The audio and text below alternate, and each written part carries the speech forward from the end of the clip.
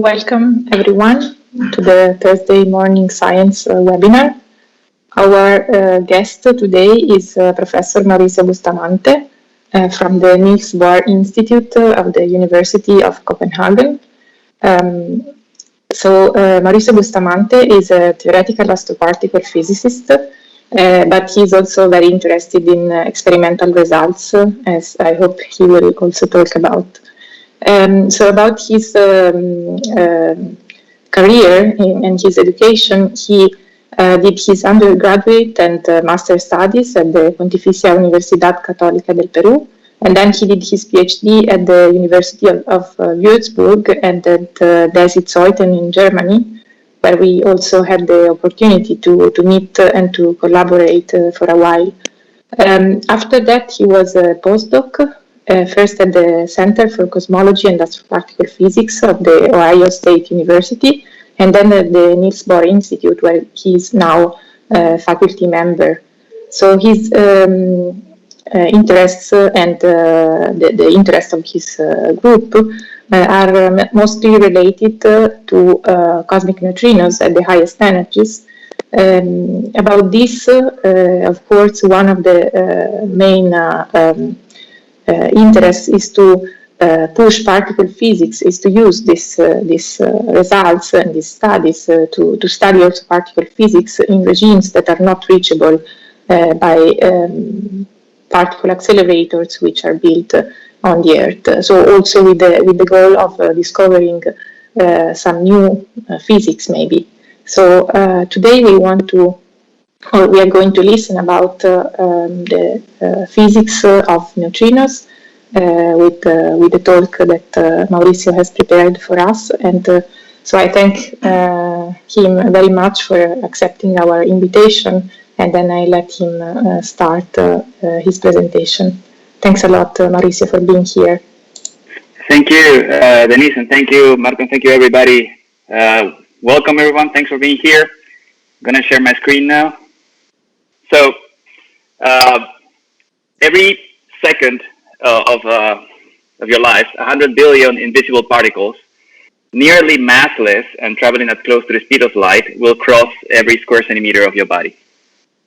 100 billion is a huge number. It's about 15 times the number of people alive on Earth right now. It's about the number of cells in the human body, about the number of stars in the Milky Way, and about the number of galaxies in the observable universe. So it's a really large number.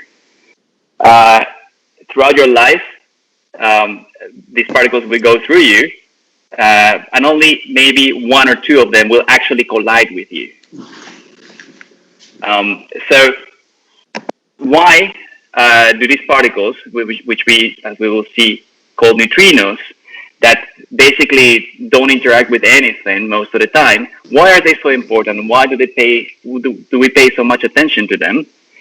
And the reason is that even though they are nearly not there, they actually bring information from places that would otherwise be impenetrable, would be opaque to us, high density places, very far away places that are hidden from electromagnetic signals, so no light can come out of them. And so many times, neutrinos are the only ones that can actually bring us information from parts that would otherwise be unknown. They come, for instance, from nuclear plants, the cores of nuclear plants, which we cannot image directly. They come from the decay of radioactive elements in the crust of the Earth.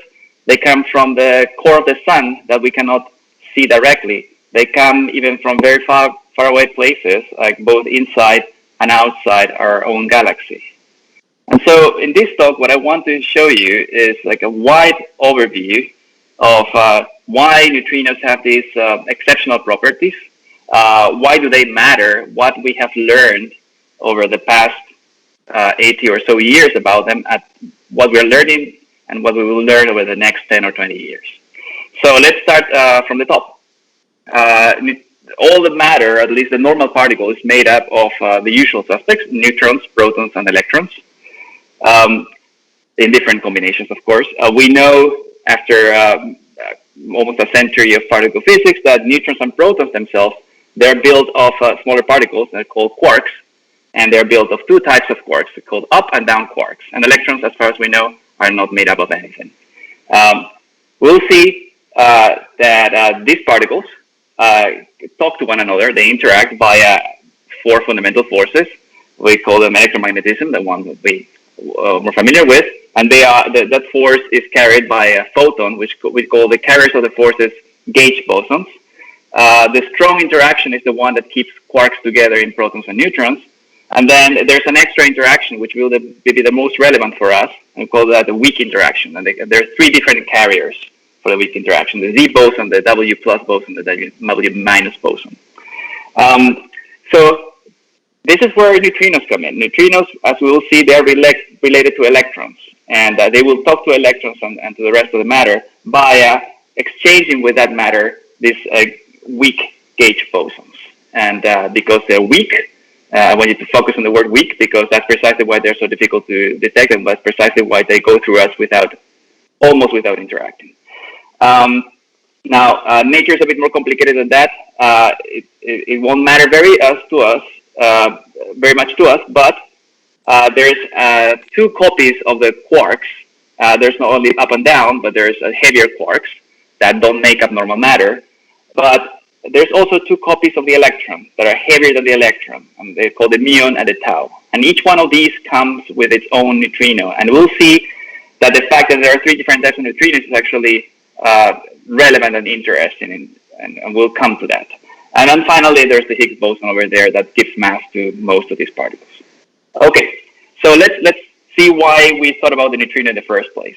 And again, let's focus on the proton, the neutron, and electrons, and they get together and they make atoms. The simplest one we can make is a hydrogen atom. So we can get a H11, just a proton and an electron. That's a stable atom. If we add a neutron, we got a deuterium, and that's also stable. If we add an extra neutron, we get tritium, and tritium is no longer stable. It's unstable. It decays after about 16 years. So why does it decay? And the reason why it decays is that the neutron in the wild, when it's not inside an atomic nucleus, it only lives for about 15 minutes before disintegrating and decaying into a proton, an electron, and we will see something else. This process is called beta decay. It's one of the forms of radioactivity. Prior to 1930, or I should say at the beginning of the 1930s, there was a problem with how we understood beta decay. So you see that there's an electron that's coming out and a proton that's coming out, and those are the only 2 particles other than the neutron that we knew of back then.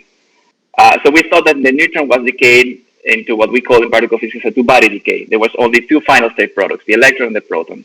And it turns out that if we know what the electron mass is, and the proton mass is, and the neutron mass is, and we knew back then what it was, we can calculate exactly what the energy of the electron should be when the neutron decays. So we can go to an experiment and compare our prediction to the energy that we can measure of the decayed electron when we get together a lot of neutrons that decay. And we did that, and we expected then to have electrons always with the same energy. So we expected what you see there on the left, that the energy of the electron was always the same regardless of how many times we repeated the experiment and measured the energy of the electron. But actually what we measured is different. We saw a distribution in the energy of the electron, and the highest energy more or less coincided with what we expected for what the energy of the electron should be, but there was a continuum of energies below that one. And it turns out, again, that if we have an extra particle in the decay, that could actually solve the problem. So what I'm saying is that now, initially we thought that the neutron was decayed into an electron and a proton, but it turns out that that didn't work because the electron had a distribution of energies instead of a fixed energy. However, if we added an extra particle, then the final state energy of the electron was no longer precisely determined in every single one of the decays, but actually had a certain probability distribution, which coincided with the one that we were actually looking at in the experiments. And that particle was called the neutrino. So the neutrino was a last-ditch attempt to explain the beta decay and the energy spectrum of the electrons that come out of the decay of the neutrons.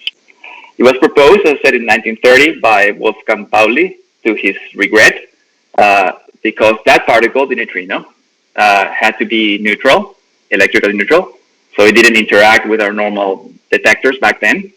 It had to have very small mass or be massless, because otherwise there wouldn't be enough energy to create the electrons and the protons in the decay of the neutrons. Remember, we're creating new particles, and if the neutrino requires a lot of particles to be created, then there's not much left over to create electrons and protons. So he proposed a particle that was nearly or maybe completely undetectable. However, it did solve the problem of neutron decay, and in the years after that proposal, Enrico Fermi actually developed a theory of the neutron beta decay that included the neutrino, and it works pretty well, at least for a few years. So neutrinos are very light, as I said, and very antisocial. In a plot where in the x-axis we plot the masses of particles, and the y-axis we plot how interactive it is, of how prone it is to talk to other particles, then the neutrino is actually in the corner at the bottom left. So it's the lightest particle with a mass that we know of. I'm giving some spoilers here. We now know the neutrinos have mass, but it's so small that we don't know how small it is. And out of the particles that we know of, it's the one that interacts the most weakly, compared to the photons and the electrons and the protons and anything else. There's dark matter in there, but we don't know what dark matter is. I'll just put it there for reference. If it exists as a particle, it has to be even less interacting with the neutrino. So to give some numbers, how weak do we mean by weak? So again, there's four interactions, fundamental interactions. There's the strong electromagnetism, weak, and gravity. And let me just show you the relative strength. So this is the strength that two protons close to each other would feel via each one of these four interactions. And as this is a relative strength, so as a reference, let me say that the strong interaction has a strength of 1. If that's the case, gravity is always the weakest one, and it usually doesn't matter for any fundamental particle processes. It matters at very large scales only. Electromagnetism is about 100, the strength of the strong interaction, and the weak interaction is 10 to the minus 13 times the strength of the strong interaction. So it is really weak. The only thing that is weaker than that is gravity. Of course, there's a caveat here that the strong interaction is strong, but it only acts in very small scales. The electromagnetism acts at infinity scale, so it just becomes weaker and weaker the farther away we go away from the sources. The same is true for gravity. And again, the weak interaction acts only at very, very small scale. So it acts only in close range fundamental particle processes. And that's the actual interaction that we will be interested in, because that's the interaction that neutrinos are sensitive to. In fact, that's the only interaction that they're sensitive to. So just as a reference, let's imagine what it would take to stop neutrinos, knowing that they are almost non-interacting. Just imagine that you have a flashlight and you shine the light to a wall. The light is almost immediately stopped as soon as it hits the wall. If you, instead of a flashlight, have a beam of protons from your particle accelerator, if they are very energetic protons, they will penetrate some of the wall, but that's it. They will get stopped. They quickly interact electromagnetically and just make a little dent in the wall. If you have a neutrino, it would take about 1 light year of lead in order for a neutrino to be stopped, because unlike the protons and the light, they don't interact electromagnetically. They only interact weakly. However, at high energies, they do get stopped occasionally by interacting with matter. And in fact, when we see high energy neutrinos coming from one side of the Earth, going through it, there is a sizable attenuation of their number as they go through the Earth. So we don't get the same number of neutrinos if we look at them from the opposite side of the Earth, because some of them will actually get stopped while traveling inside. All right. So we know now that neutrinos are very light. As far as we know, initially they were even proposed to be massless. They are very weakly interacting. So how do we know they're real? So far, they're hypothetical particles that are almost undetectable. And so how do you detect the undetectable? Remember, the initial motivation was to explain the beta decay of neutrons. We can repurpose that reaction. For those of you that have taken particle physics, think about crossing symmetry. So now we have a neutrino interacting with a proton, and out comes a positron, that's an anti-electron, and a neutron. So I just rearranged the diagram on the left to give the diagram on the right. And we call that process inverse beta decay. So what does this mean? It means that we have a beam of neutrinos, and we point it at a vat of protons. Then we end up with positrons and neutrons that we might detect. And that's precisely how neutrino detectors, at least most of them, work. So the key thing here is that we're talking about a positron in the final state of this reaction. And remember that matter and antimatter, when they find each other, they annihilate and they create light. And that will be our signal. All right, so let's think about our toy experiment. We have a neutrino source that is making neutrinos, and we have a water tank. A water tank is just a lot of protons floating around. So we shoot neutrinos from the neutrino source. This can be, for instance, a radioactive source that we place somewhere. And most of the neutrinos will go through the vat of water and just go through it and don't interact. But occasionally, one of them will. And when that happens, it's because there was an inverse beta decay process. A neutrino came in, collided into a proton, created a positron and a neutron. The positron quickly finds one of the electrons that is floating around in the water, and annihilates and creates a quick flash of light, 2 photons, 2 gamma rays. That if you have photo sensors inside your water tank, you can detect that flash of light. And the neutron that is created is also floating around, and a few microseconds later gets captured by one of the atoms in the water. And when it gets captured, it creates another flash of light. So every time you see a quick succession of 2 flashes of light separated by about 5 microseconds, then you can claim that you have seen one neutrino. Now, of course, you cannot claim detection or discovery of neutrinos just by one of these events. You want to increase the number as much as possible of your detected events. So how do you do that? You increase the number of the number of interacting neutrinos in the experiment is the following. It's a function of the chance that one neutrino interacts with one proton, and that's something given by nature. Remember the weak force that neutrino feels. That's what determines what the interaction between neutrinos and protons are. This is fixed. And for those of you that have taken particle physics, this is just the neutrino-proton cross-section. The second ingredient is the number of neutrinos that reach the tank. And that means that you want a very intense neutrino source that's making as many neutrinos as possible. Also, you want to place your water tank as close to the detector as possible, because the flux of neutrinos goes as 1 over L squared by Gauss' law. So put it as close as possible to the detector, to the source, sorry. And the second, you want to wait as long as possible. You want to be patient. The third ingredient is the number of target protons in the tank. Of course, the higher the number of targets, the higher the chances that neutrinos hit one of them. So you want to build big. And that's the recipe that was followed for the discovery of neutrinos back in 1956 when Cowan and Rines discovered the neutrino. They placed about a couple hundred liters of water inside a tank, instrumented with photosensors, with photomultipliers, and they placed it about 10 meters away from a nuclear reactor. That's the equivalent of placing your ear next to a loudspeaker in a concert. So the number of neutrinos was very, very high, and they actually detected about 3 neutrinos per hour. They ran the experiment for a few months. And this is how neutrinos went from being hypothetical to being real particles. A lot has happened, of course, between 1956 and now, and we'll talk about that in a second.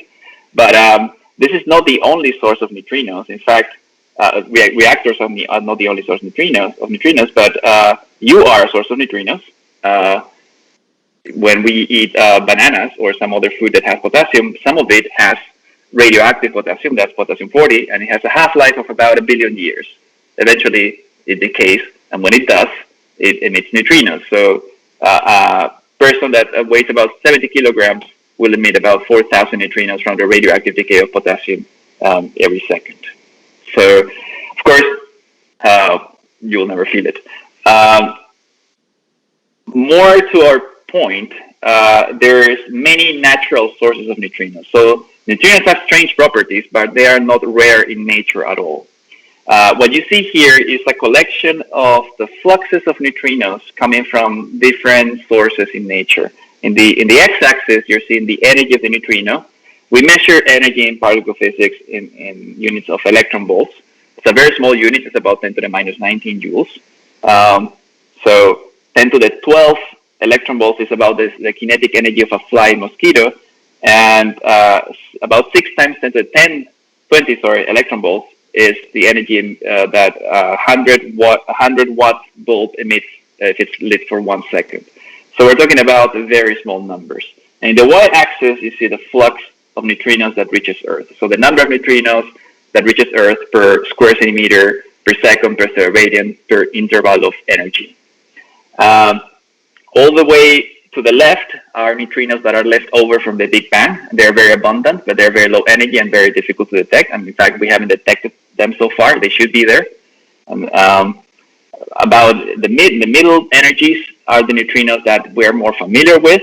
There's neutrinos created by the sun, by supernovas, so by star explosions when they reach the end of their life, by the reactors, nuclear reactors, and by the atmospheric creation of neutrinos by cosmic rays hitting the upper atmosphere. And we'll talk about this later on. At even higher energies, there are neutrinos coming from astrophysical sources, which might be even extragalactic sources, so sources beyond our Milky Way. And we've seen these as well, but they are more rare. And at the very, very high energies are what we call cosmogenic neutrinos. These are the ultimate neutrino energies that we expect. Again, they should be there, but their flux is so low that we have not seen them so far. And we expect to see them maybe in the next 10 to 20 years when experiments get better. Okay, so I told you that neutrinos are, now that they're real, they're actually extremely good tools for getting information to us from places that would otherwise be obscure to us. And my favorite example is the sun. So in the sun, nuclear fusion reactions are the ones that are keeping it hot. But this is a recent finding. Before the early to mid 20th century, we didn't really know how the sun worked, how it kept hot. If it was burning coal, it would have lasted only about a few thousand years. And we knew from geological records that the Earth was far older than that. And it was not until the development of atomic and nuclear physics that we found the solution, and that is nuclear fusion. In nuclear fusion, 4 protons get together, form 2 heliums, and they release some energy. But that's not the only thing they produce. They also produce neutrinos. About 98% of the energy goes into light, into energy, and about 2% goes into neutrinos. And we can see those neutrinos. In fact, there's many different nuclear processes in the chain of reactions that goes from 4 protons to 2 heliums that make neutrinos as final products of different energies. What you see here is the fluxes of neutrinos created by each one of these reactions. And the most popular ones, the ones that we've studied the most, are the ones coming from the decay of beryllium-7, from the decay of beryllium-8. And each one of these have their own experiments and their own difficulties, but we've seen many of these. Now, neutrinos are made together with the light in the inner core of the sun. That is the inner, let's say, 10 or so percent of the total radius of the sun. When the photons are produced by the nuclear reactions over there, they don't immediately leave the sun and come to us. They stay in there, bouncing around in the dense matter for a few thousand years. It's only after a few thousand years that they reach the surface and then travel the 150 million kilometers to us and then shine on us. So we cannot really see the photons directly as they are produced in the core of the sun. The photons that we get at Earth are, in a way, old photons. Neutrinos, on the other hand, produced in the inner 10% or so of the sun, as soon as they're produced, they almost free stream out. They take a few seconds to reach the surface, and then they get to us. So if we were to detect neutrinos, we would be doing two things. First, we would be actually proving that the sun is keeping itself hot by nuclear fusion. The second, we would keep getting information from the inner core of the sun that we could otherwise not get. Now, this is easier said than done, and neutrino astronomy exists, but it's a bit different. We need to go underground. The reason why we need to build our neutrino detectors underground is that we have a very strong prevalent background of things that could mimic the signal made by a neutrino, but that if we place our detectors underground, this background actually dies out pretty quickly. To be more concrete, I mentioned earlier cosmic rays. These are charged particles that come from outer space. When they reach the upper atmosphere, they interact with the atmosphere. Think about an incoming proton, an incoming cosmic ray proton, interacts with the atmosphere, starts a particle shower. So it creates some intermediate particles. One of them is the pion. It's a very short-lived particle. It also creates neutrons. The pion decays quickly, and when it decays, it creates neutrinos on the one hand. That will become important later, but also muons, the heavier cousins of the electrons. And there's other products in between as well. So these muons, if we were to place our water tank that detects neutrinos on the surface, we would be flooded with muons that would look like neutrinos but aren't really neutrinos. And it would be difficult to distinguish this background from the actual signal of neutrinos that we're looking for. So we place the detectors underground because about a kilometer of Earth is sufficient to stop most of the muons. And then we end up with a cleaner signal that is due mostly to neutrinos. So that's how solar neutrinos got actually detected. And solar neutrino detectors look kind of like this. They're big, again, water tanks, now placed inside caverns or under mountains. In this case, this is Super Camocanda. This is 50 megatons of water. We're not talking about 200 liters anymore. These are huge experiments. This is a vessel, as I said, surrounded by photomultipliers, detecting neutrinos by inverse beta decay. Inside, it looks like this when it's not filled with water, and each one of the photomultipliers it looks like this. So if you turn it on, wait for about 400 days, and are very good at cleaning your background, you end up with a photograph of the sun seen in neutrinos. This is an actual photograph of the sun, not taken with light, but taken with neutrinos. The sun is somewhere there in the center, where the neutrino emission is the highest. So what did we learn by detecting neutrinos from the sun? As I said, first, we actually now know how the sun keeps itself hot by nuclear fusion. Second, we know what the temperature at the core of the sun is. We didn't quite know this before. The reason that the neutrino flux is a very strong function of the temperature at the core of the sun. It actually goes as temperature to the power of 24. And as far as I know, there's no other physical quantity that has such a strong dependence on a variable. That means that by measuring very precisely the neutrino flux, we also can measure the temperature pretty well. And in fact, it's about 15 million kelvins. So there you go. Neutrinos brought us information from the inner part of the sun that we otherwise wouldn't have had.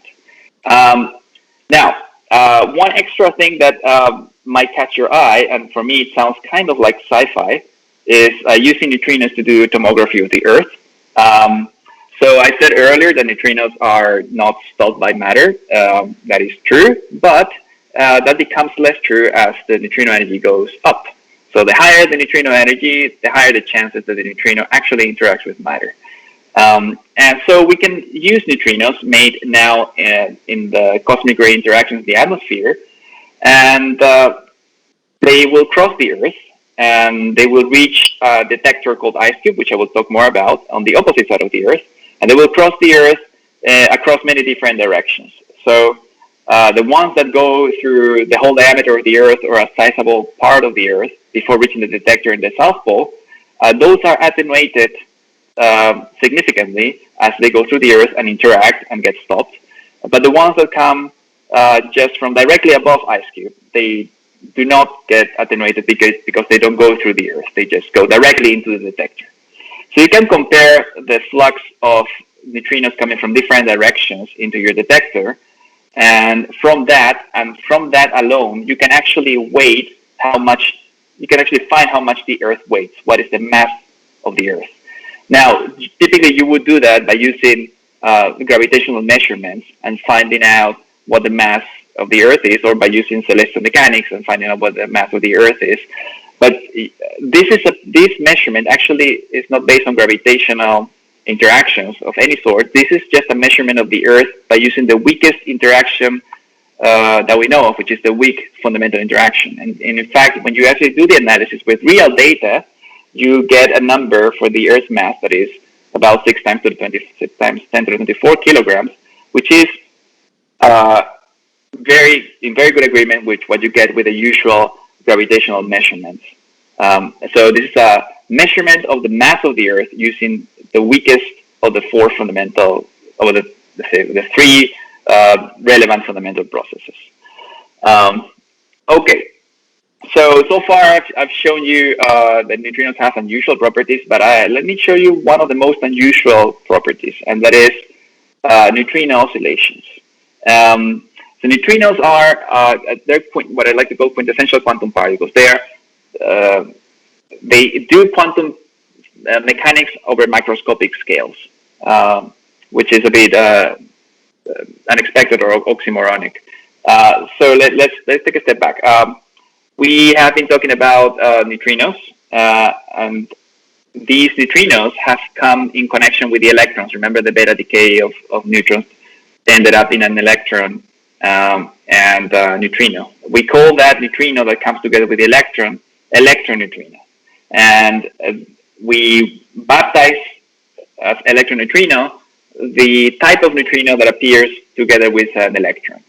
So every time you see a neutrino created with an electron, it's an electron neutrino. But as I said earlier, the electron has two heavier cousins, the muon and the tau.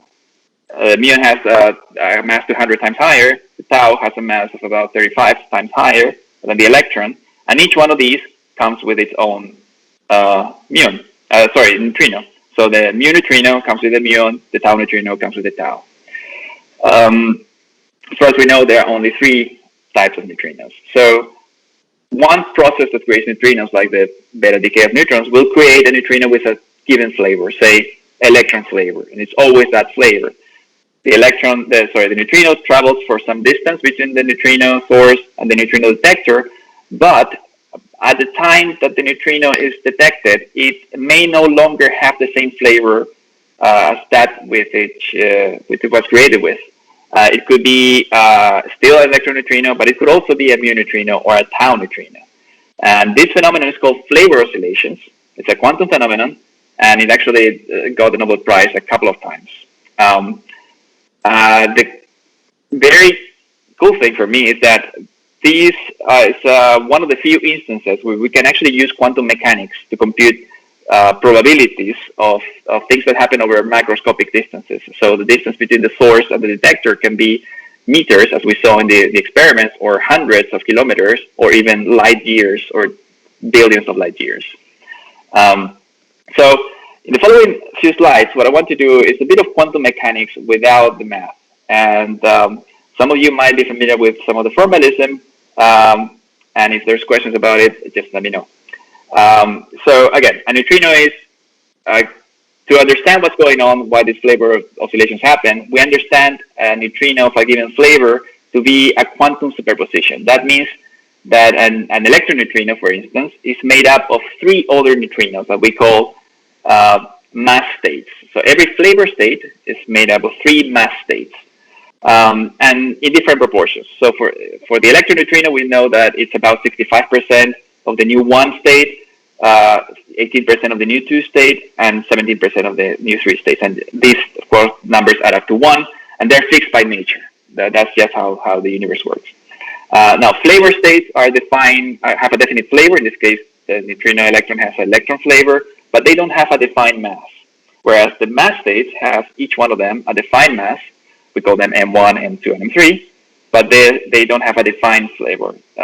They're made up of different flavors. So what this means is that if we had an apparatus to measure the mass of the electron neutrino, then if we did the experiment of measuring the mass 100 times, we would get the mass of nu1 65 times on average, the mass of nu2 18 times on average, and the mass of nu3 17 times on average. That's what this means. All right, so that's what we have. Let's drop the numbers. We typically just write some coefficients in there, call them u, and the nu mu and the nu tau, so the other two flavors of neutrinos, are also combinations of superpositions of the three mass states with different coefficients. That's why I'm using different subscripts. If you have taken quantum mechanics, you can see that this can also be written in this way. Okay, so the key aspect here is that nu1, nu2, and nu3, each one have different masses. So M1, M2, and M3 have different masses. And because they do, then they travel at different speeds. And if they do travel at different speeds, then that means that they acquire different coefficients while they propagate from the sources to the detectors. So in the same way that if you have a very heavy ball and you kick it, then you will move it a little bit. And if you have a very light ball and you kick it with the same energy, you will move it a lot. This is the same that here with the neutrinos of different masses. The heavier ones go slightly slower than the lighter ones. And when that happens then, by the rules of quantum mechanics, then if a neutrino is produced like this, it travels a distance L from the distance from the source to the detector, then it becomes something else. Each one of the mass states will acquire what we call a quantum phase. And that phase depends on how long it travels, so the size of the L, and on the mass of the neutrino, M1 in this case. Same is true for nu2, the same is true for nu3. Again, those of you that have taken quantum mechanics will see that that exponent there is just the eigenstate of the Hamiltonian that controls the propagation of the mass states, and that the exponential itself is the solution to the Schrödinger equation. But that's irrelevant for here. So the neutrino that was produced as a nu E is now no longer a nu E, is something else. And because it's something else, then there's a probability that this is detected as a different flavor. So let's make a thought experiment and start with a source that produces only nu E, only electron neutrinos, and a detector that can count the number of electron neutrinos and mu neutrinos separately that reaches the detector. And let's assume that the detector is mobile. We can put it closer to the source, where the distance between the source and the detector will be smaller or far away if you move it away. And we can think about this in terms of a smaller travel time if it's closer, or a smaller distance if it's closer, or a longer travel time if it's far away. And we'll do a thought experiment that moves the detector farther or closer. So let's start with the flight time of the neutrino from the source to the detector is 0. And in this case, because the source that makes only nu E, we will only measure nu E in our first measurement. Now we move it a bit farther away, and we measure some number of electron neutrinos and some number of mu neutrinos. We move it farther away still. Again, we measure nu E and nu mu. We move it farther away, and then we make a measurement of nu E and nu mu. If we plot those measurements as a function of the flight time of the neutrino from the source to the detector, then at time 0, we only got electron neutrinos, because we're right next to a source of electron neutrinos. So the relative number of mu neutrinos is 0. If we move it farther away, we get some mu neutrinos, farther away still, some more, farther away still, some more. We move it farther away. Now we actually start getting fewer mu neutrinos, and so on and so forth. And if we do it with sufficient precision, then we actually find that the behavior is oscillatory. And that's what we call this phenomenon of neutrino oscillations. So a neutrino that was produced as a nu E can be detected as a nu mu, and the probability of detecting as a nu mu is actually changing with the distance that the neutrino travels from the source to the detector. Now, this is the key aspect. So this is interesting in itself, yes, but what? So what? We can again use the rules of quantum mechanics, which I won't show here, and find what the top probability is. And this is the probability that a neutrino born as a nu E gets detected as a nu mu. First thing is that the probability is oscillatory, as it should be. The second thing is that it depends on this quantity over here, delta m squared, and that is just the difference of the mass of the state 2 squared minus the mass of the state 1 squared. So there's one extra step here that I want to show you. This is the survival probability, so the probability that nu E does not change is just 1 minus the probability that it does. So this is survival, this is transition. But the interesting thing here is as follows. If the two masses of the mass states were 0, or if they were equal to one another, then that difference of masses squared would be 0. And if you plug in a 0 inside a sinusoidal function, you get 0 as the result. So this means that if the masses were 0 or equal, we wouldn't have seen neutrino oscillations, but we have seen neutrino oscillations, and therefore neutrinos have mass. And that's what earned Arthur McDonald and Takaaki Kajita the Nobel Prize in 2015.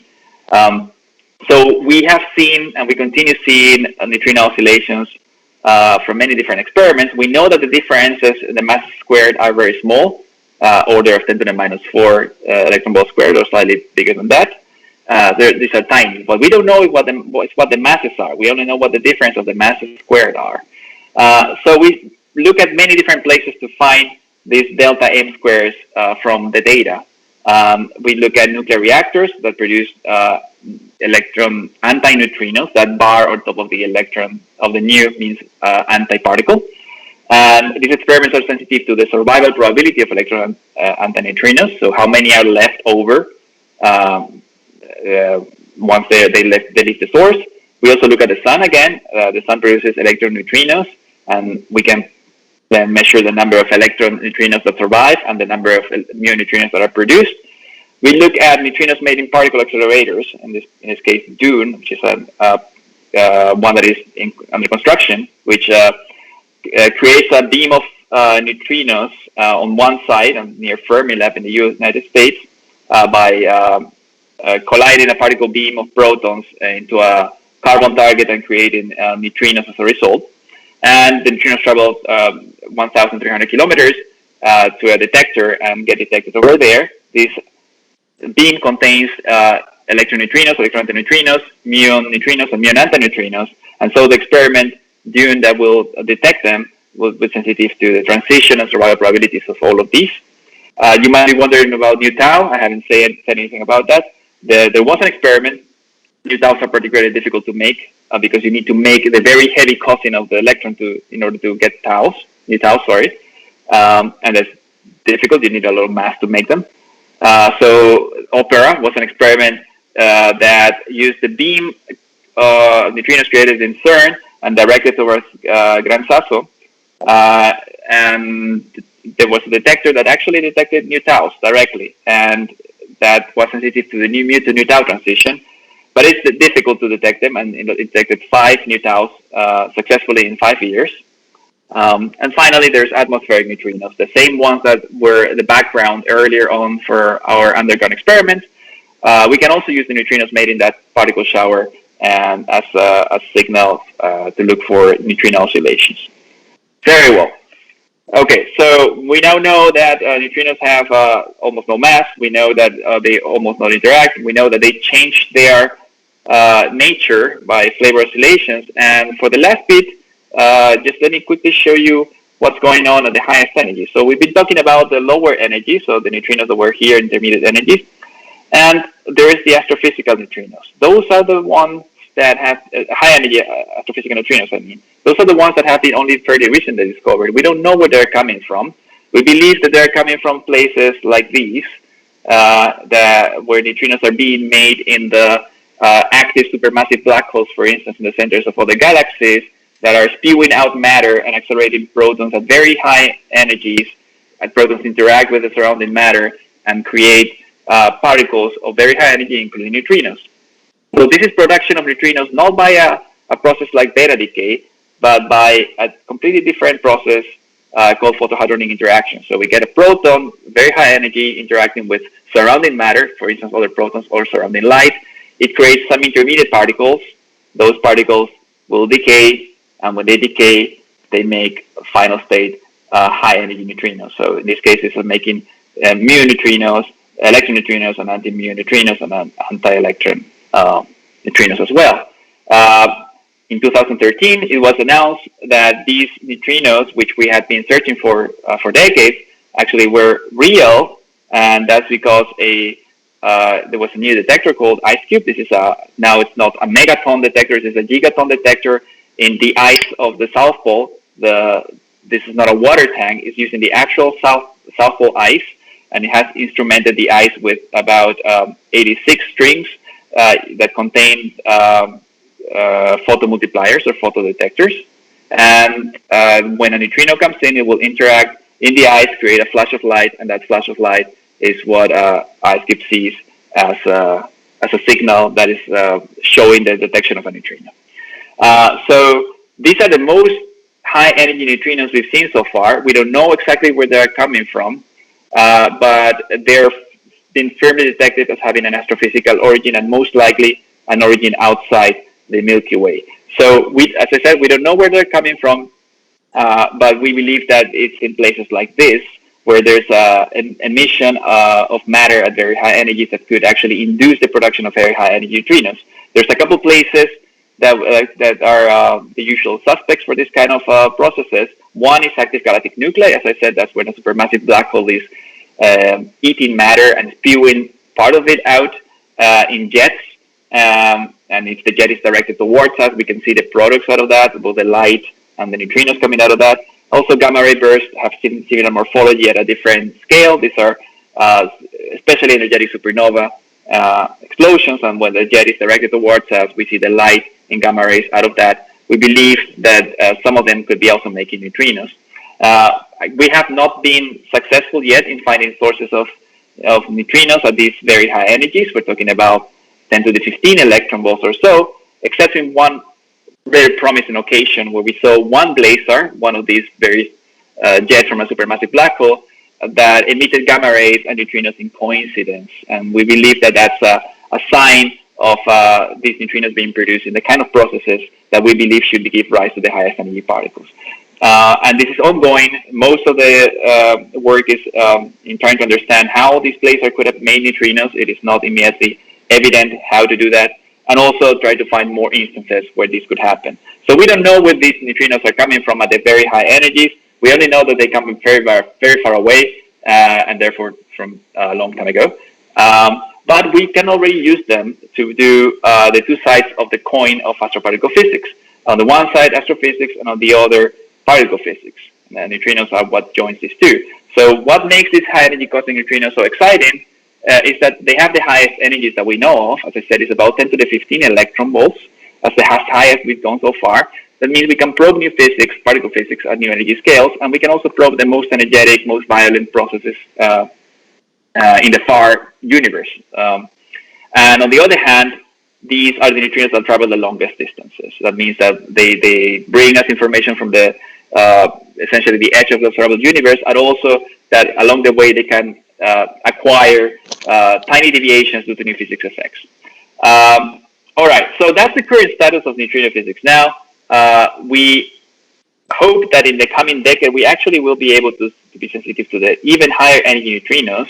Over here, there's a number of experiments. These are very difficult to detect because the flux is so low. There's a number of experiments that are being built to target that, like IceCube Gen 2, like radio detection of neutrinos, not in a water tank, but now by the radio emission of neutrinos as they interact in the atmosphere, or even detection of neutrinos from satellites looking into the Earth.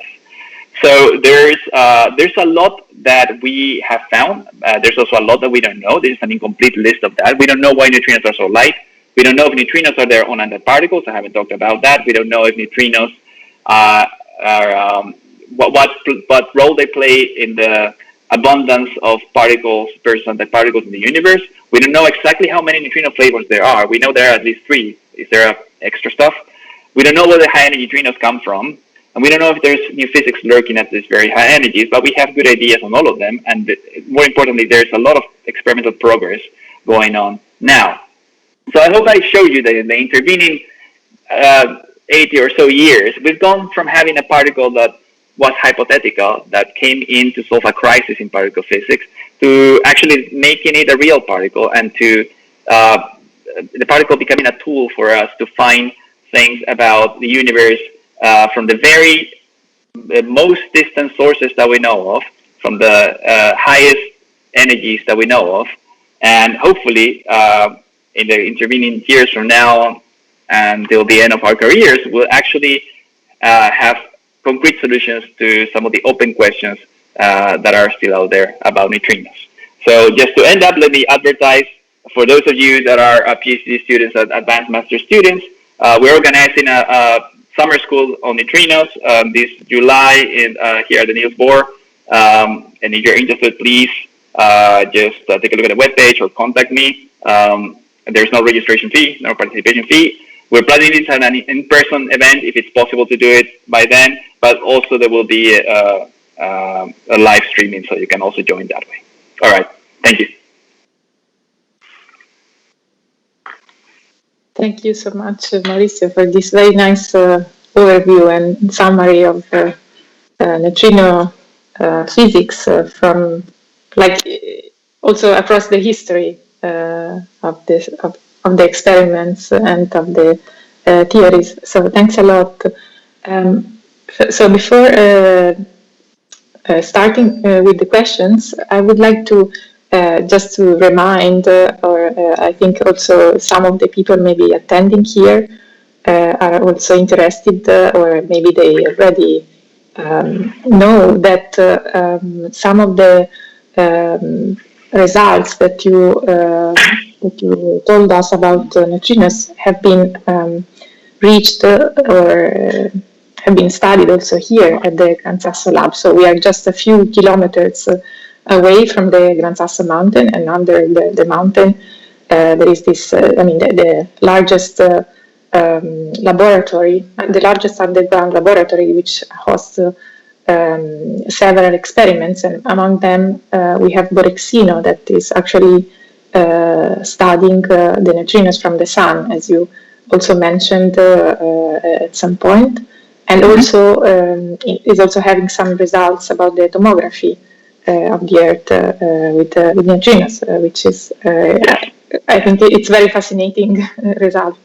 And then also you mentioned also Opera, which is now not more in operation, but it is always very fascinating for people who came to visit the underground lab to think that this neutrino beam is crossing the Earth for more than 700 kilometers, and then can be detected eventually as tau neutrinos, starting from muon neutrinos in the lab. For sure. Yeah, Opera and Borexino were amazing experiments. Yeah. So we have, we are also interested a lot in this physics here. So thanks a lot for bringing this or for explaining this so well. So let me start. I see some questions, so I can read them for you. Simone Rossoni is asking about the possibility to use neutrino oscillation to study matter-antimatter asymmetry. Can you comment on this? Yes, for sure. So I didn't actually talk about that explicitly, but you are right. So let me maybe go back over here. Okay, so when you calculate the neutrino oscillations, the probability of neutrinos oscillating, let me go to just a minute here. The one I'm showing here is the probability of a new E going into a new mu, and we believe, because we believe in the charge parity time symmetry, we believe that holds, and it's at the base of our particle physics building, that if we were to invert this, we did nu E bar into nu mu bar, this should look the same.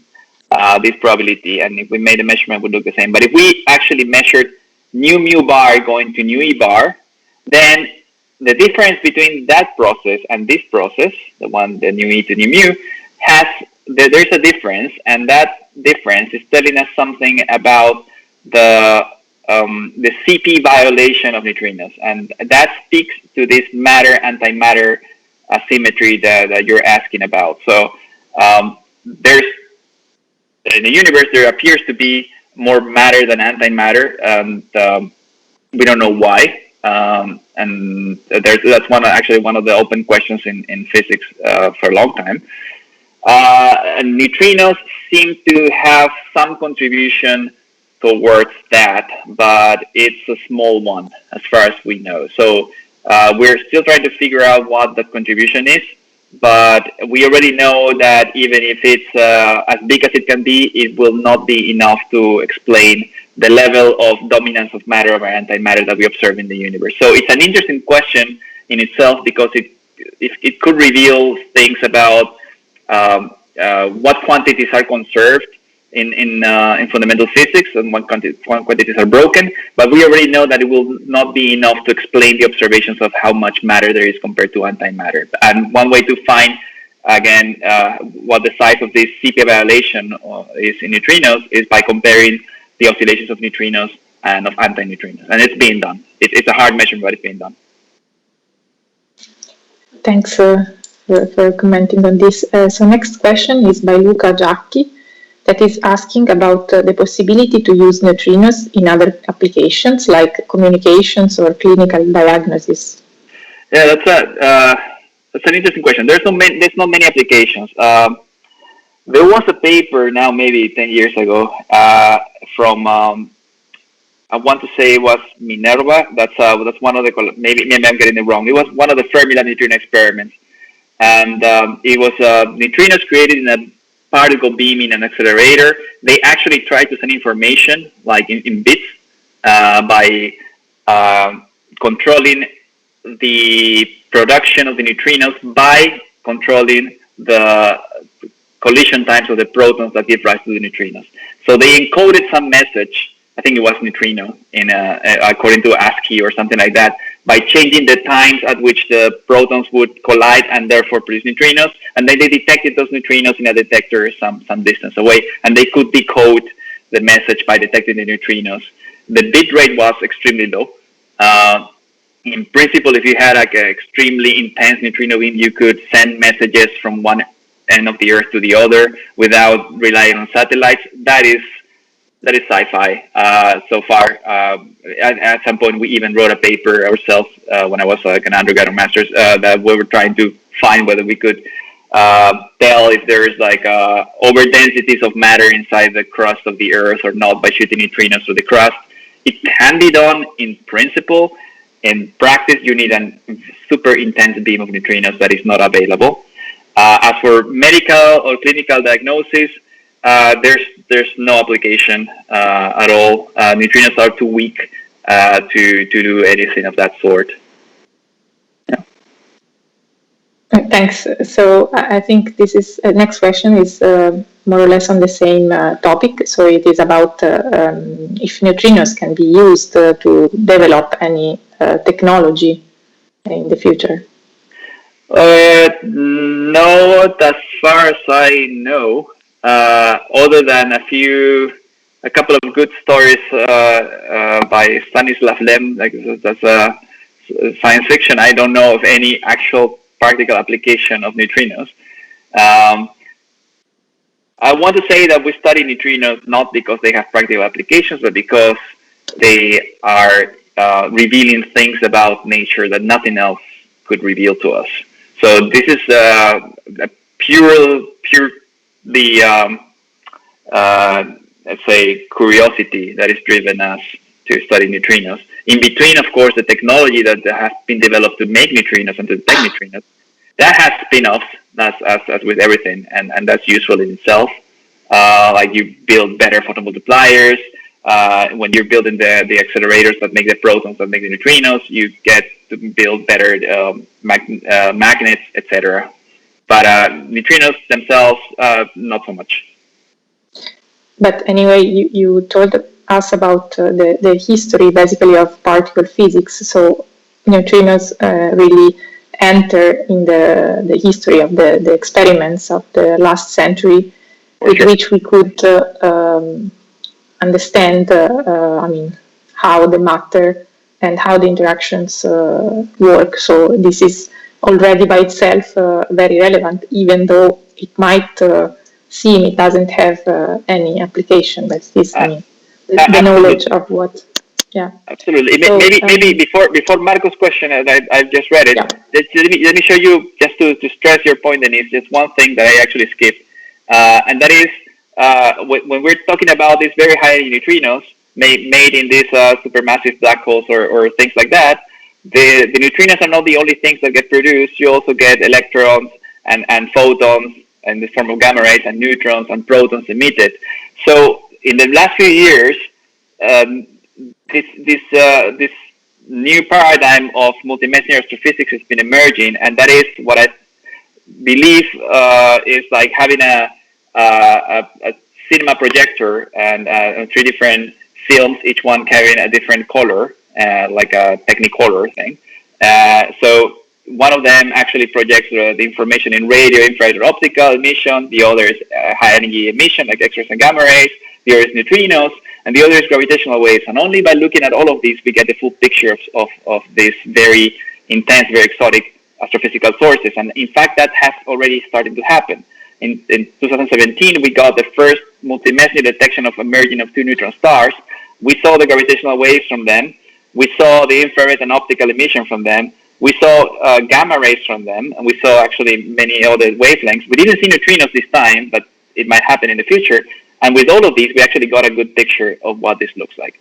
So, yes, there's no practical applications, but the amount of information that neutrinos can bring in completing our view of the universe is, it's massive. Yeah, so I was actually going to ask you to comment about multi-messenger astrophysics, so thanks. Thanks. And what is also, I think, very fascinating is that these different aspects of physics and astrophysics are put together thanks to, we are putting together the microscopic world thanks to these particles to understand what is huge, like these, galaxies or whatever other things that emit these particles and light. So this is very relevant. This aspect of putting together different results. So next question is by Marco, that is advertising that this is a naive question, but I think it is perfect.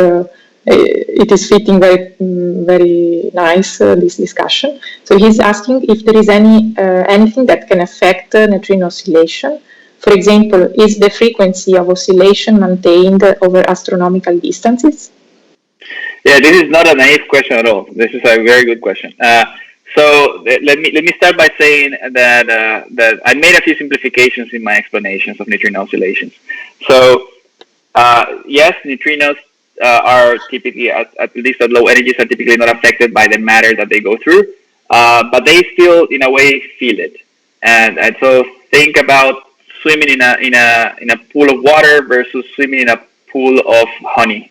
You will feel some drag, a higher drag when you are swimming in a pool of honey. So when neutrinos are moving in a high-density environment, they can still stream out of that environment more easily than light and anything else, but they still feel the matter that is around it. So when neutrinos are coming out of the sun, for instance, they feel the electrons that are around them, and that has an effect on the probability of oscillation of the neutrinos as they go through the Earth. So it's not as simple as what I showed, but it is very similar to what I showed. The end result is that the neutrinos acquire a different mass as a result of the drag force that they experience while they are traveling in a dense medium. And that in itself changes the probability of oscillations. It's being worked out, and it's actually one of the best results in the field. That also happens for neutrinos inside the Earth, inside supernovas. And you're talking about the frequency of oscillation also maintained. Is it maintained over astronomical distances?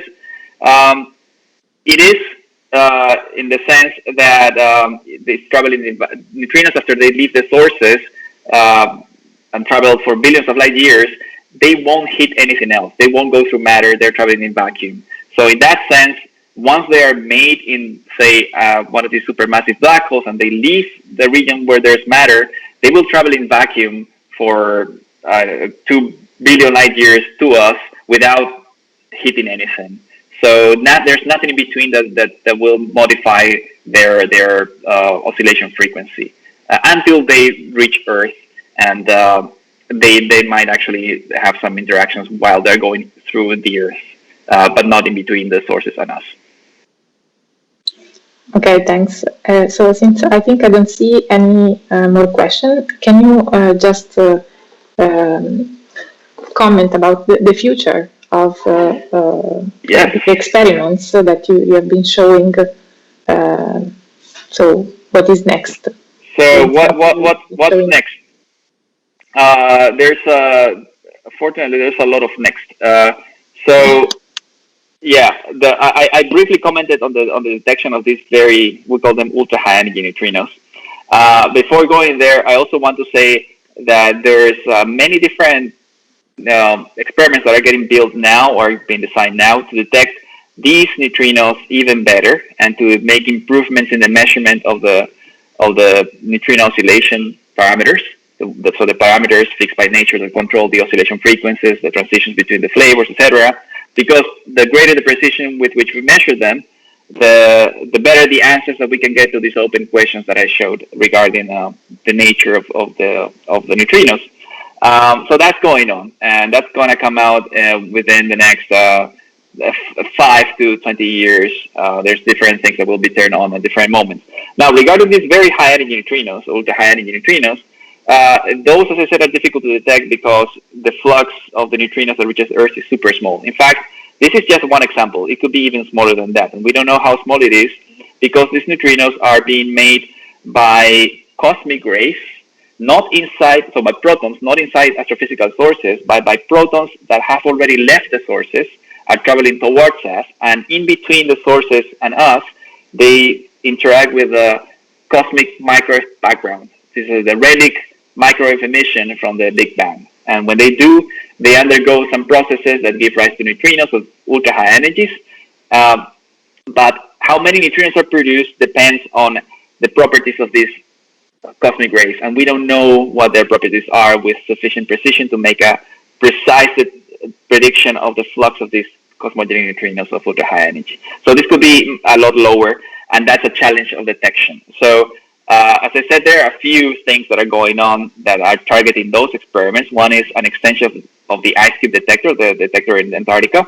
So what you see here is the array of strings that are inside the ice.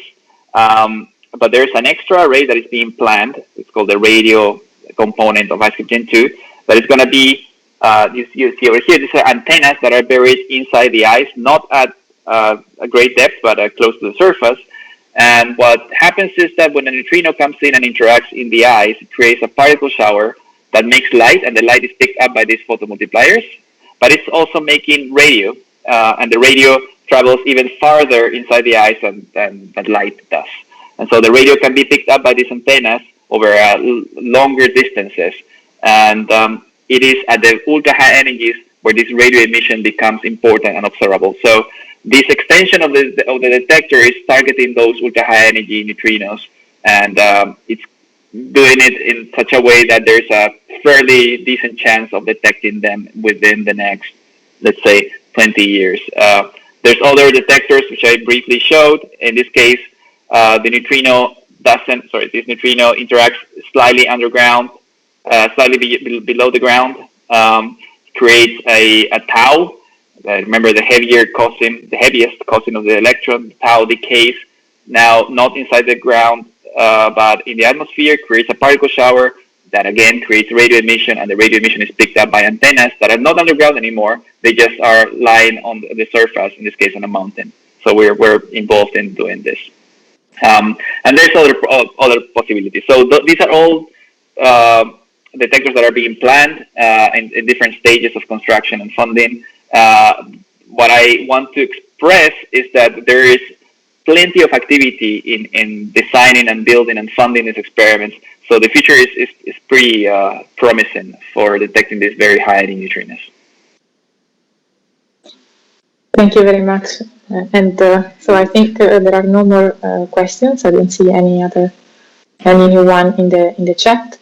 So I really want to thank you for your time today and for giving us this very nice overview and summary about historical experiments and theories about neutrinos and about the future of neutrino physics and also of multi-messenger astrophysics.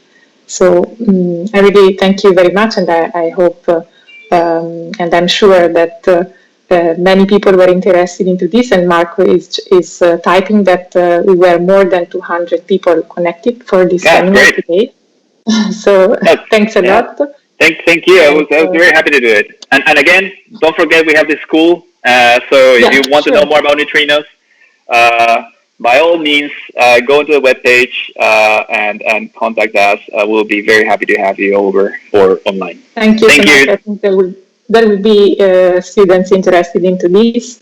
And thanks a lot again. And for all the others, see you soon to the next TMS webinar next week on Thursday. Thanks a lot, Mauricio, and thanks to everybody for attending today. Bye-bye. Have a nice day. Bye-bye. Ciao, everybody.